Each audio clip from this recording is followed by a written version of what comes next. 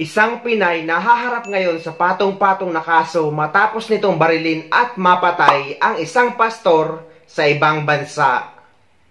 Inaresto ang isang Pilipina sa Las Vegas sa Nevada sa Amerika, suspect sa pamamaril ang 36 na taong gulang na Pinay sa kanyang kapitbahay na pastor. Ayon sa pulisya, binaril ng biktima sa harap mismo ng kanyang asawa at 2 anak. Sugatan din ang asawa ng pastor. Dinala pa ang pastor sa ospital pero namatay rin kalaunan. Sa investigasyon, nagkaroon ng hindi pagkakaunawaan ang dalawa kaya nauwi sa pamamaril. Maharap ang suspect sa kasong patong-patong na mga reklamo at sinusubukan pangkunin ang panig ng Pinay. Wala pang pahayag kaugnay rito ang ating pamahalaan.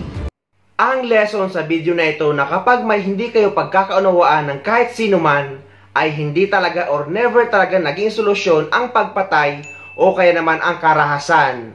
Dahil nakaganti ka nga pero habang buhay ka namang nasa kulungan.